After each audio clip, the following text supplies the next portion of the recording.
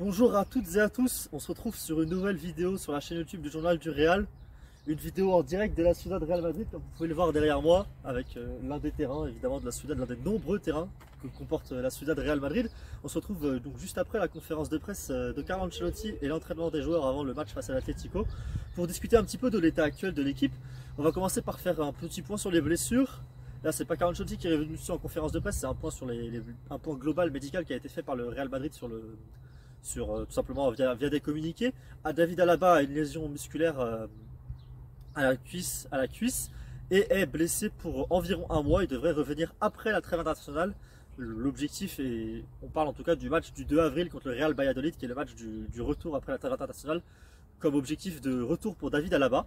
D'un point de vue, pour ce qui est de Rodrigo, là pour le coup la blessure est moins grave, on parle d'environ 2 semaines, 3 semaines d'absence et un retour potentiel déjà contre l'Espagnol Barcelone dans 2 semaines, le 11 mars, ce qui est donc la date, on va dire, objectif pour le retour de Rodrigo. Et il y a également Ferland Mendy qui devrait être de retour dans environ 2 semaines. On verra comment la fin de sa rééducation se passe, mais Ferland Mendy pourrait être de retour avant la trêve internationale, ce qui serait une bonne nouvelle pour le Real Madrid quand on sait que ce sera Nacho, l'arrière-gauche titulaire demain. Et oui, une superbe transition pour venir à parler du match de demain, le derby.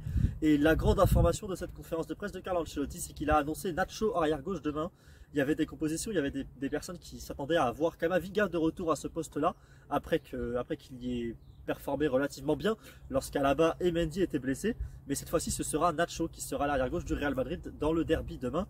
Donc, ce qui annonce également la présence de Carvajal logiquement à droite. Et donc une charnière centrale, Militant ou Rudiger normalement demain. Courtois dans les buts, ça devrait être aussi quelque chose de sûr. Avec l'absence de Rodrigo, on est quasiment sûr d'avoir Valverde à droite, Vinicius à gauche, Benzema en pointe. Et c'est le milieu de terrain, la dernière interrogation. Carlo Ancelotti n'a pas donné vraiment de piste aujourd'hui.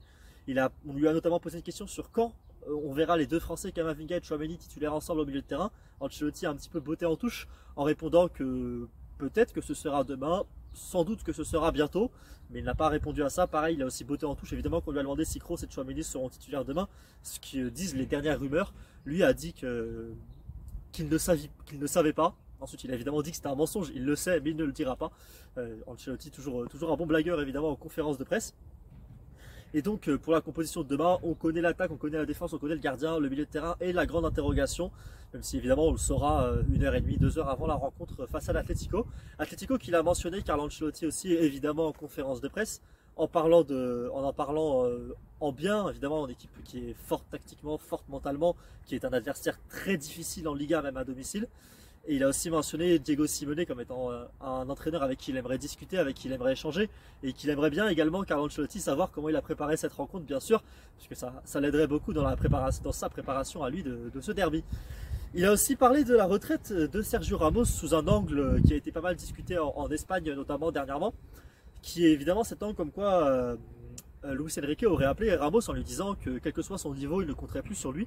Carlo Ancelotti, lui, il a répondu à cette petite polémique, en tout cas cette discussion qu'il y a actuellement en Espagne sur Sergio Ramos, en disant que selon lui, l'âge n'est pas important lorsqu'on choisit un joueur, qu'il ait 17 ans ou 37 ans. On le voit chaque jour à l'entraînement et c'est le niveau du joueur qui compte, évidemment, et pas d'après Carlo Ancelotti en tout cas, et pas le facteur âge. Si un joueur est le meilleur à son poste, c'est lui qu'on fera jouer à ce moment-là. Enfin, il a parlé de Vinicius Junior également, en mentionnant son éthique de travail exceptionnelle. Pour lui, Vinicius Junior est un grand professionnel, tout simplement, est un homme qui prend son métier à cœur et qui prend son métier par le bon bout. Et il a aussi évidemment loué ses qualités génétiques en remerciant ses parents d'avoir fait un joueur si solide, si peu blessé, puisque Vinicius n'a pas été absent quasiment cette saison, si je ne dis pas de bêtises. Et donc, il a évidemment loué ses qualités physiques de Vinicius Junior, au-delà évidemment de louer ses qualités techniques, ses qualités de professionnel, sa progression aussi à la finition qu'il a mentionné. Il a dit que Vinicius avait travaillé énormément, quasiment 15 minutes à la fin de chaque entraînement sur sa finition, pour réussir alors qu'un portail vient de s'ouvrir derrière moi, pour réussir à cause du vent, parce qu'il y a beaucoup de vent aujourd'hui, d'ailleurs j'ai peur que mon téléphone tombe à chaque instant, pour réussir évidemment à devenir un meilleur finisseur, ce qu'il est aujourd'hui, un finisseur exceptionnel. Vinicius Junior, on a vu son but notamment face à Liverpool qui était incroyable. Enfin, on va pouvoir parler, pour terminer, de la prolongation de Nacho. On a déjà mentionné son poste demain, sa prolongation. Carlo Ancelotti ne sait pas si Nacho va prolonger au Real Madrid. Lui, il le souhaite. Carlo Ancelotti, évidemment, souhaite que Nacho reste à Valdebebas plutôt que qu'Ancelotti à le regarder à la télévision la saison prochaine. Mais il ne sait pas si Nacho va rester. Donc, c'est affaire à suivre du côté du Real Madrid. Les dernières rumeurs font état évidemment d'un contrat qui est sur la table de Nacho de la part du Real Madrid, mais qui serait que d'une année, comme le Real a l'habitude de donner aux joueurs de plus de 30 ans. Et Nacho, lui, souhaiterait un contrat avec plusieurs années, donc peut-être qu'il ira le chercher ailleurs, on verra bien, c'est l'une des sagas à suivre sur cette prochaine semaine et ces prochains mois.